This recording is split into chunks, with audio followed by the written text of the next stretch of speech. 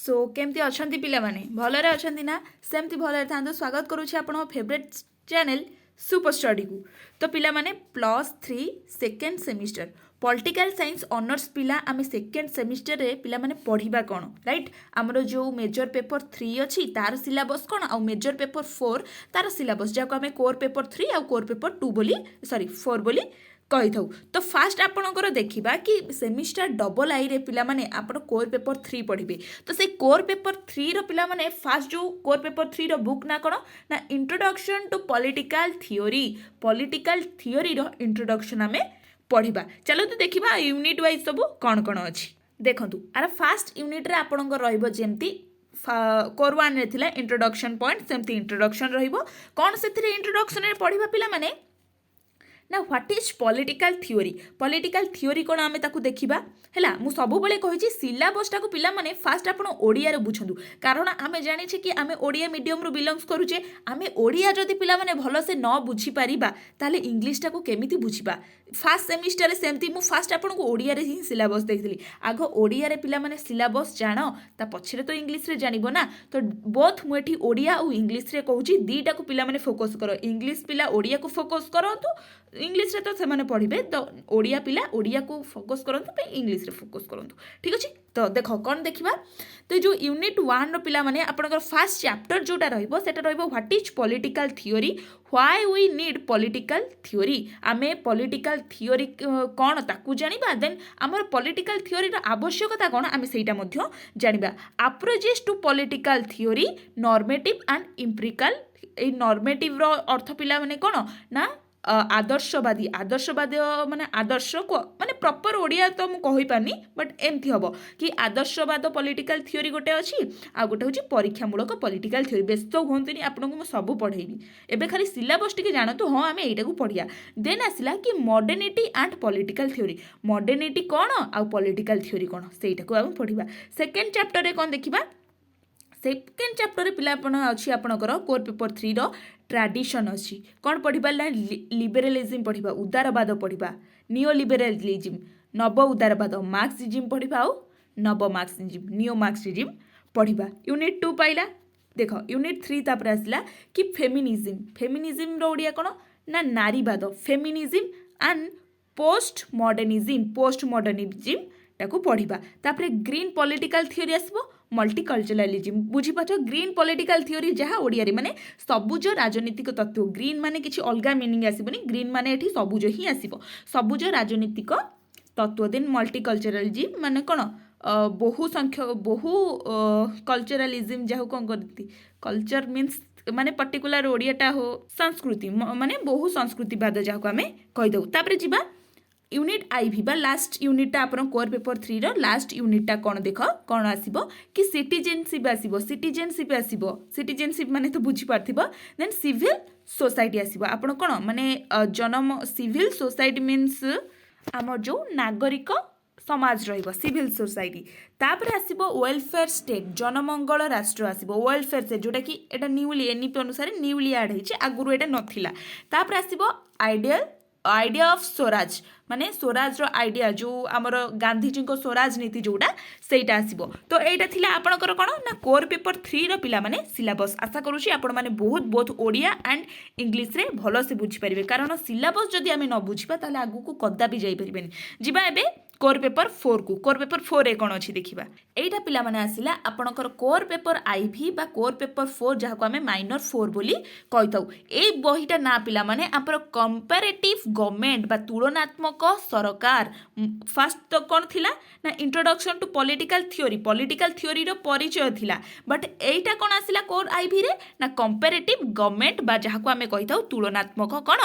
सरकार। तापरे देखिबा कौन एथिरे रहउची देख यूनिट 1 रे पिला माने हमर सेमती इंट्रोडक्शन रहिबो कि कंपैरेटिव गवर्नमेंट रो मीनिंग आ तार इवोल्यूशन तार अर्थ रहिबो आ तार उत्पत्ति रहिबो। तापरे आसीबा इंस्टीट्यूशनलिज्म एंड न्यू इंस्टीट्यूशनलिज्म। तो आर माने एक्जाक्ट ओडिया कौन आपन टिके देखि देबे एक्जाक्ट ओडिया मोर मने पडुनी आपन टिके देखि देबे। तापरे आसिला कि तापर आसिला कंपेयरिंग डेमोक्रेटिक एंड अथॉरिटेरियन रेजिमिस आमर डेमोक्रासी आ अथॉरिटी जो आमर गणतांत्रिक राष्ट्र अच्छी अथॉरिटियन बा जो आम कहू अथॉरिटियन मीन्स कौन प्रभुत्ववादी राष्ट्र जोटा अच्छी तार मध्य कौन जो कंपेरिजनटा होइछि सेटा एथिरे देखा जिवो बुझिएला डाउट क्लियर तापर आसला डबल आई आपण कौन अच्छी ना से अच्छी कौन ना हाँ एट देख लेजिस्लेचर अच्छी एग्जीक्यूटिव अच्छी देन ब्यूरोक्रेसी अच्छी तो फास्ट देखिए सेमती हाँ फास्ट देखिबा कि ए जो आमर लेजिस्लेचर अच्छी तार कॉन्सेप्ट कौन फंक्शन कौन स्ट्रक्चर कौन legislator in democratic and authoritarian state आम जो लेजिस्लेटरटा अच्छी पिला माने से डेमोक्रेटिक स्टेट रे केते गुरुत्व तार रोचे आ अथॉरिटी गोटे प्रभुत्ववादी राष्ट्र रे केमिति तार गुरुत्व रोचे सेटा मध्य देखिबा तापर एग्जीक्यूटिव सेंती कॉन्सेप्ट कौन प्रेसिडेंटल कौन प्राइमरी हाँ प्रेसिडेंटल जोड़ा रोचे प्रेसिडेंटल एंड प्राइमेरिटल जोड़ा रोचे तार फंक्शन देखिबा तार फॉर्म्स देखिबा फॉर्म्स देखिबा then executive in democratic and authoritarian state उपरे देखिबा माने एग्जीक्यूटिव तार कॉन्सेप्ट कौन रोचे आ प्रेसिडेंटल माने प्रेसिडेंट कर एग्जीक्यूटिव माने कौन आमे बुझुचे कि कार्यपालिका राइट तो एग्जीक्यूटिव मीन्स पार्लियामेंटाली एग्जीक्यूटिव कौन रोचे आ गोटे प्रेसिडेंटाली एग्जीक्यूटिव जहाँ आम रोचे सेटा कौन आपण कोर पेपर 2 रे ए सब को डाउट क्लियर मु करी कि एग्जीक्यूटिव कौन लेजिस्लेचर कौन ये सब आम देखी right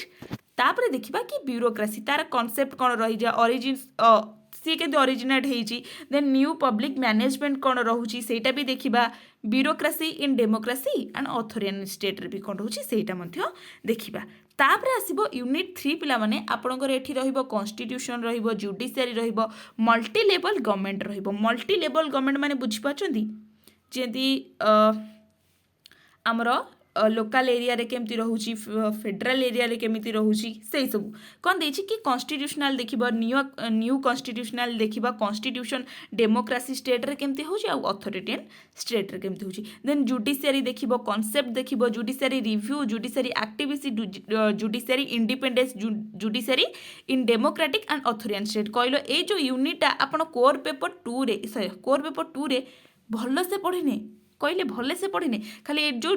judiciary democracy in अथॉरिटियन strata एटा खाली ऐड होइछ किछि नै पिला माने पूर्व क्लास रो वीडियो को से सिलेबस को से बहुत किछि ऐड मध्य आधर करिछि तापर देखिबा multi level government unitary and federal and local government बुझिला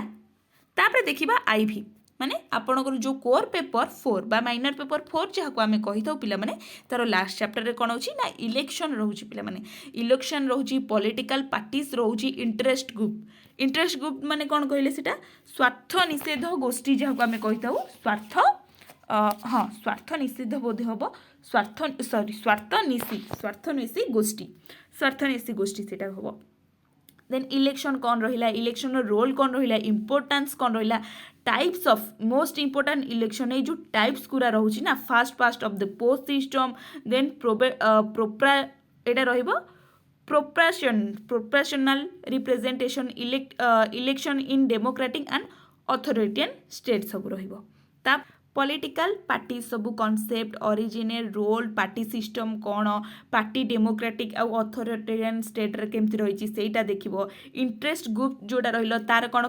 concept रहूची रोल ऑफ इंटरेस्ट ग्रुप्स कौन रहूची इंटरेस्ट ग्रुप रो डेमोक्रेसी स्टेट रे माने डेमोक्रेसी एरिया रे डेमोक्रेसी स्टेट रे इंटरेस्ट ग्रुपटा तार कार्य कौन करूची आउ अथॉरिटेरियन स्टेट रे इंटरेस्ट ग्रुपटा कौन कार्य करूची एई सबु तो आपनकर कौन रहिबो ना हमर जो कोर पेपर पॉलिटिकल साइंस रो कोर पेपर 4 रो एथिक सिलेबस